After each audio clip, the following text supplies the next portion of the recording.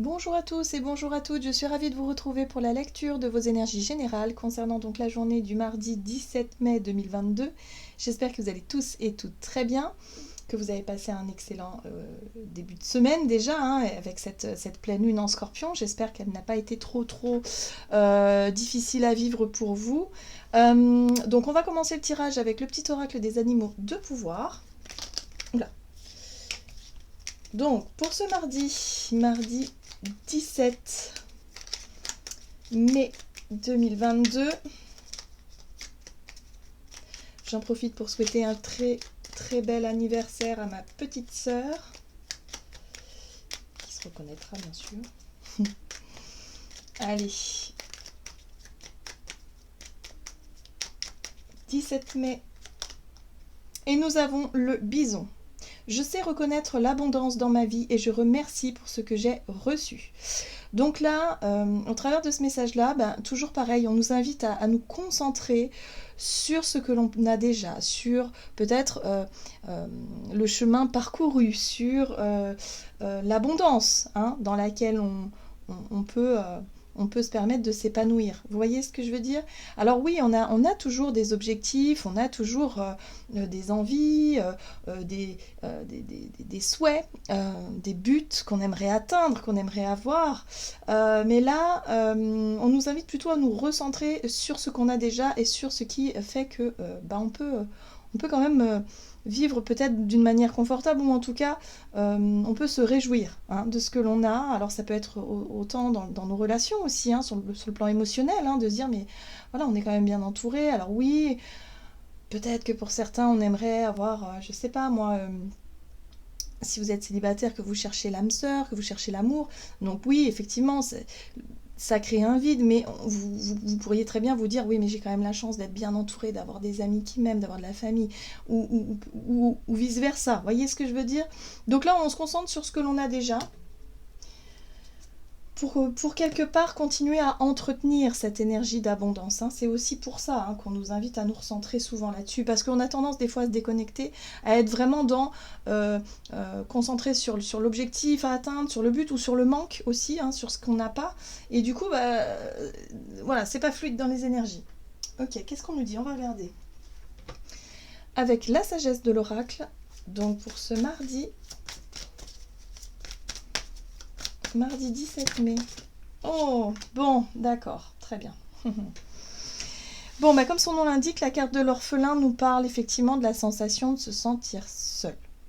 Seul face à ses difficultés, ou alors seul parce que y a eu peut-être conflit, il y a eu des incompréhensions, on se sent peut-être mis à l'écart d'un groupe, de la famille ou d'un groupe d'amis, ou bref, là il y a une souffrance, il y a quelque chose en tout cas, une émotion en tout cas qui n'est pas très agréable à vivre. Cette carte-là nous parle effectivement de voilà, le sentiment d'être seul au monde et finalement de souffrir peut-être aussi de cette solitude-là, ou en tout cas de se dire personne, personne ne m'aime, ou je me sens seule, alors qu'en fait on nous dit mais regarde déjà le chemin que tu as parcouru, regarde déjà les choses sur lesquelles tu peux t'appuyer, plutôt que de se morfondre dans le manque.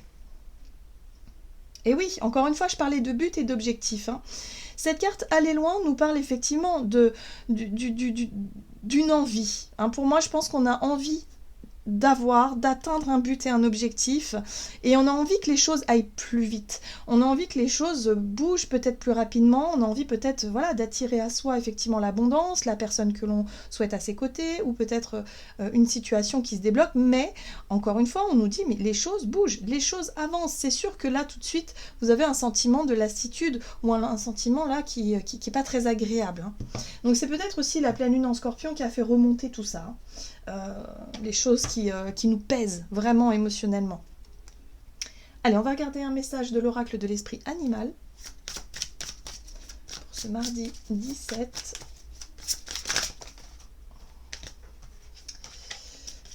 Énergie générale de ce mardi 17 mai.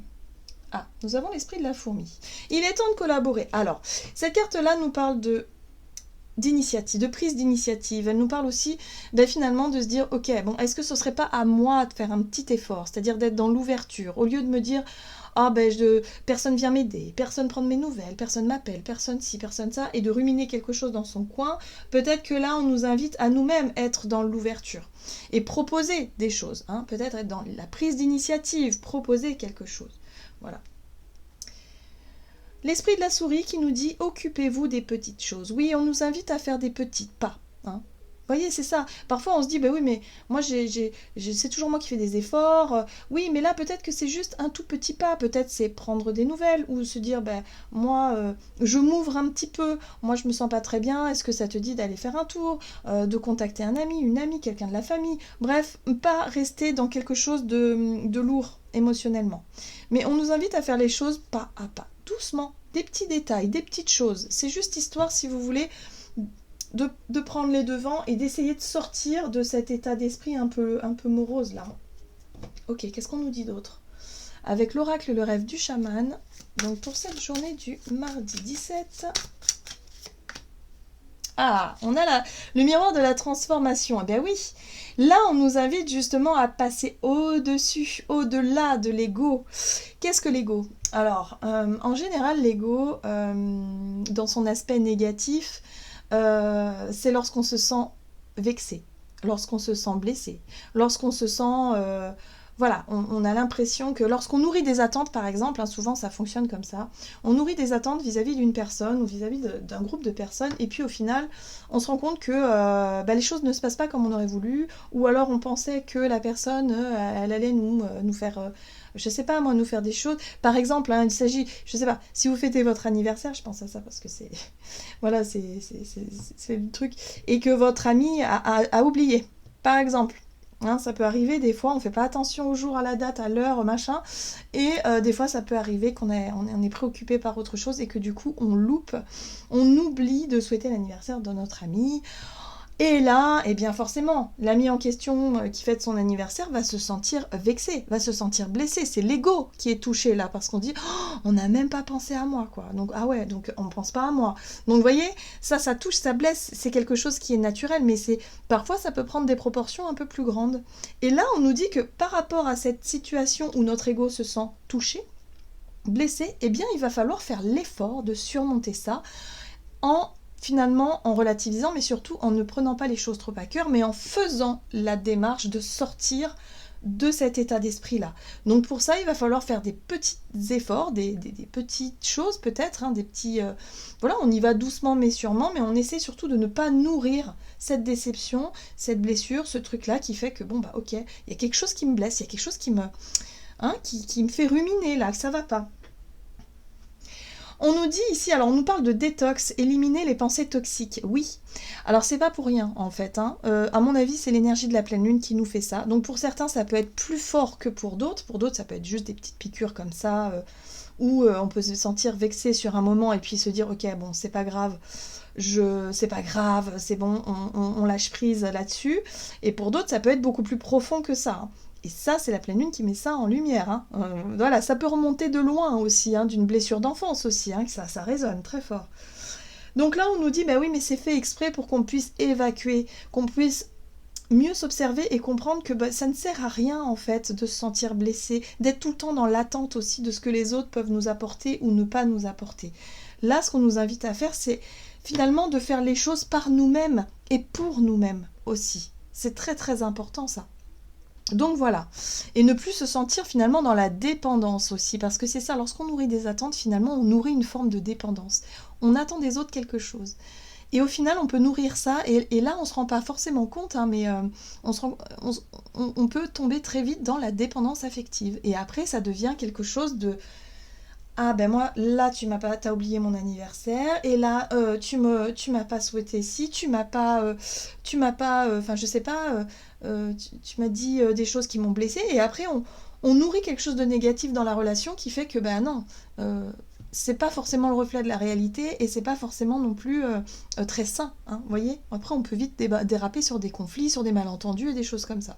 Donc là, il y a quelque chose à travailler par rapport à un miroir, hein, une situation qui fait ressortir cette blessure d'ego et qui fait que, ok, bon, ben, il va falloir se concentrer effectivement sur l'état d'esprit positif, sur l'abondance que l'on a dans notre vie, plutôt que sur le manque et sur ce qui nous titille notre ego, tout simplement. Bon, c'est intéressant, d'accord. Qu'est-ce qu'on nous dit d'autre? On va regarder. Du côté de notre énergie d'action et activité avec l'oracle des nombres.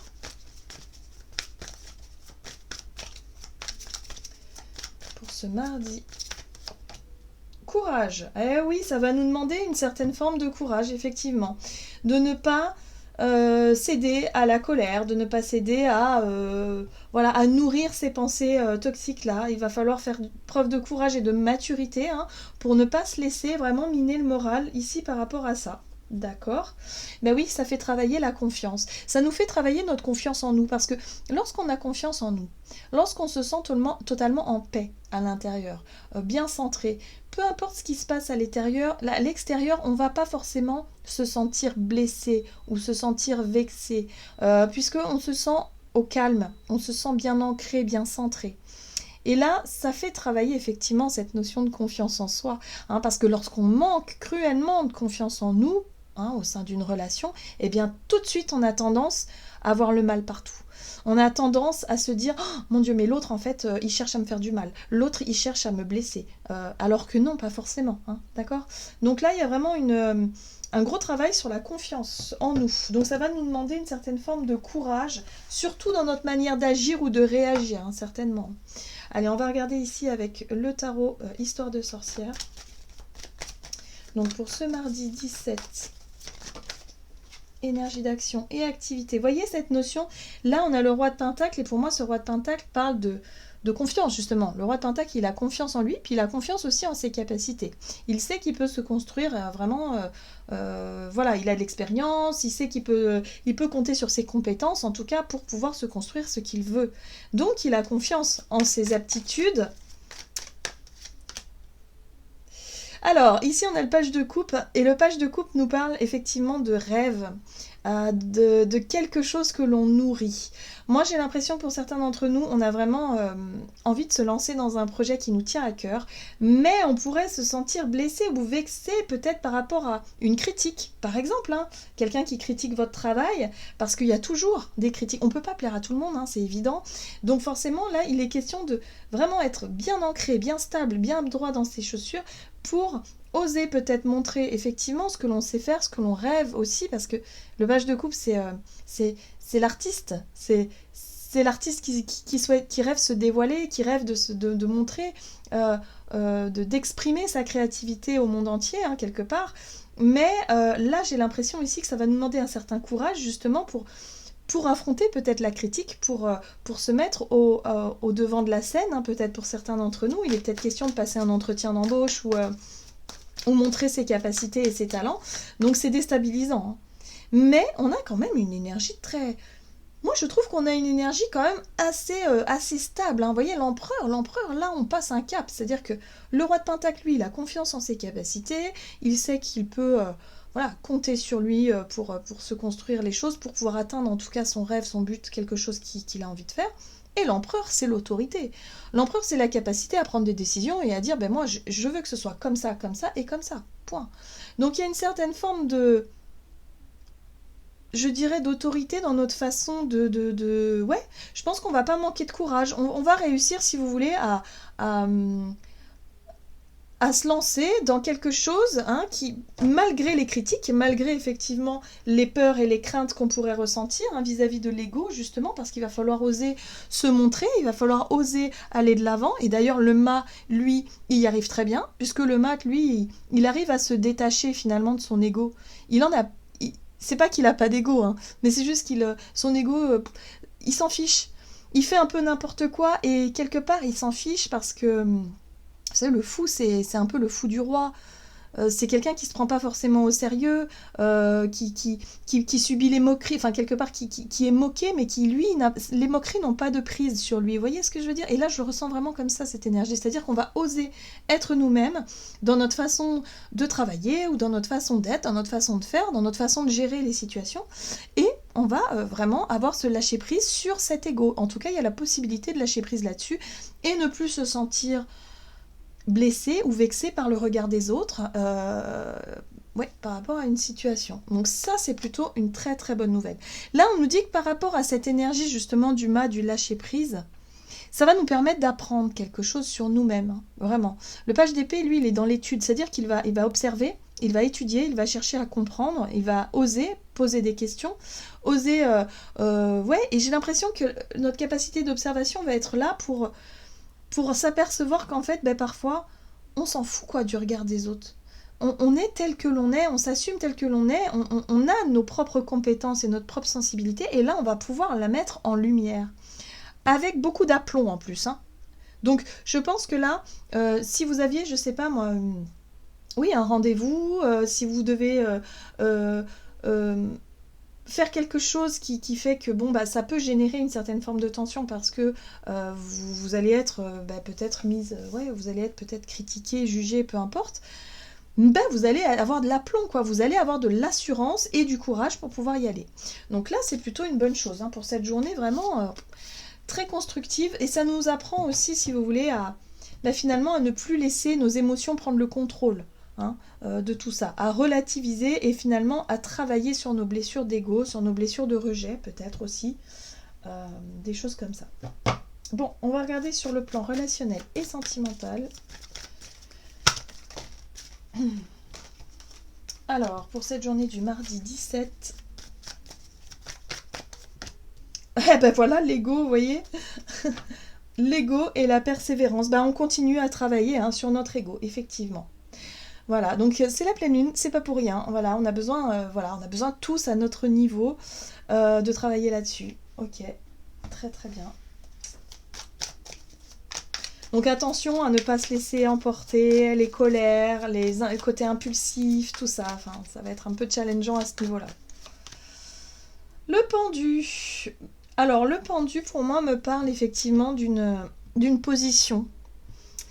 Ça peut être... Le pendu, souvent, c'est une situation qui est bloquée. C'est une situation qui peut être un peu compliquée, mais qui nous permet justement, qui nous pousse dans nos retranchements pour qu'on puisse voir les choses différemment. Vous voyez, le pendu, lui, il sait qu'il a la clé dans sa main, il sait qu'il peut se libérer quand il veut, mais il prend le temps d'observer. Il prend le temps, si vous voulez, de réfléchir. Il prend le temps de chercher aussi peut-être d'autres solutions, d'autres réponses, d'autres moyens. Vous voyez ? Et ça va mettre en lumière. Ok. Ouais, c'est la blessure, hein, vraiment. Donc là, émotionnellement, il y a une blessure qui remonte à la surface, hein. Ça peut être une blessure liée à l'enfance, blessure de rejet ou d'abandon, qui fait qu'on se sent seul, on se sent rejeté, on se sent mal aimé, on se sent pas bien, hein, en gros. Mais là, ça nous permet, cette situation-là, qui est en miroir, nous permet de voir les choses d'une autre façon. Et peut-être de mieux comprendre, finalement, l'origine de la blessure, ou de mieux comprendre notre façon d'agir ou de réagir, pour pouvoir dépasser ça, pour pouvoir changer peut-être notre façon de faire. Ouais. Bon, moi, je suis pas étonnée qu'on ait un roi d'épée ici, une figure d'autorité, hein, parce que là, le roi d'épée, c'est notre capacité finalement à dire non. Je ne me laisserai pas finalement avoir par rapport à cette situation qui génère chez moi quelque chose, hein. Émotionnellement, on le sent passer, hein. On se sent blessé peut-être, on se sent touché, mais non, je ne me laisserai pas finalement... je ne me laisserai pas atteindre non plus trop longtemps. Je vais vite me ressaisir pour réussir à surmonter ce blocage-là, ou en tout cas cette émotion peut-être un peu forte. Et qu'est-ce qu'on a ici ? On a là deux bâtons qui nous parlent de prise de recul. Prise de recul qui fait que là, on arrive à s'observer et on arrive à comprendre quelque chose. Le roi d'épée, en fait, il est aussi dans la communication, mais il est aussi dans la compréhension. C'est-à-dire que lui, il a tous les éléments. Il sait, en fait. Il sait, pour lui, tout lui paraît clair, tout lui paraît net. Donc là, il y a quelque chose de très, très clair, hein, une situation très claire qui se présente à nous, mais qui nous fait travailler sur nos propres blessures et en même temps nous permettre de comprendre le blocage. Le blocage. Donc là, il y a une possibilité de prendre du recul pour justement réussir à débloquer ça, à passer au-dessus et ne pas continuer à alimenter quelque chose qui a tendance à se répéter dans nos vies, qui nous touche, qui nous blesse régulièrement, et là se dire mais en fait non, c'est plus du tout pour moi là. Oui. Connexion à sa sagesse intérieure, hein, la papesse quand même, hein. Donc prise de recul, on s'observe, on s'écoute, surtout on écoute ce qui se passe à l'intérieur de nous, et on arrive à comprendre quelque chose d'essentiel qui va nous permettre de débloquer. Il y a la possibilité aussi avec le roi d'épée de prendre une décision, trancher, de dire stop, j'en ai marre, moi ça suffit, il y a quelque chose là qui me blesse, ça suffit, stop. L'ego peut être aussi, la blessure, quand ça fait résonance, ça peut être aussi un indicateur de se dire, ben non, mais là, il faudrait peut-être que j'arrête de nourrir quelque chose qui me fait souffrir. Voilà, donc tout dépend ce que vous êtes en train de vivre, évidemment. Mais mon avis, il y a quelque chose de très intéressant qui peut arriver cette journée et qui peut être dépassé de façon très, très... finalement, en prenant des initiatives, en prenant notre courage à deux mains et en disant stop. Moi, je veux faire ça. Moi, je veux être comme ça. Moi, je ne veux plus souffrir. Donc, je prends cette décision-là. On reprend un peu du pouvoir, là. On reprend du pouvoir personnel. On ne se laisse plus, en tout cas, guider ou diriger par nos émotions qui nous blessent, qui nous font du mal. Ou des situations qui nous font du mal. Allez, on va regarder. Avec le tarot des anges gardiens pour ce mardi 17. Donc, on reprend confiance en soi. Hein. Réfléchir et faire le point. Vous avez une multitude de choses dans votre vie et vous pouvez être fier de vous. Il vous est maintenant temps de considérer l'avenir. Réfléchissez et faites le point sur le passé et le présent afin de savoir ce pourquoi vous êtes fait. Osez sortir des sentiers battus, soyez la personne que vous êtes réellement. Eh bien oui, en fait, cette situation-là va nous permettre, si vous voulez, de gagner en affirmation, en confiance en nous, pour qu'on puisse enfin se révéler à nous-mêmes, pour qu'on puisse enfin, peut-être sortir des sentiers battus aussi, hein, de dire, oui, mais moi, j'ai jamais osé être comme ça parce que dans ma famille, ça se fait pas, là, ce serait vraiment l'occasion de le faire, par exemple. Mais ça peut être aussi d'autres situations, vous voyez. Donc là, c'est fini. On arrête finalement de s'empêcher d'être heureux et d'être heureuse parce qu'il y a une blessure et une souffrance profonde. On prend compte de cette blessure, on prend compte de ça, mais on décide de faire ce qu'il faut en tout cas pour pouvoir s'épanouir. Et là, on reprend un peu le pouvoir, le contrôle sur notre vie et on décide. Voilà, tout simplement. On a la capacité de décider pour cette journée. Voilà, j'en ai terminé pour votre guidance. J'espère que celle-ci vous aura plu et vous aura parlé. Donc n'hésitez pas à liker et commenter la vidéo. En tout cas, moi, je vous souhaite de passer une excellente journée. Je vous embrasse et je vous dis à tout bientôt.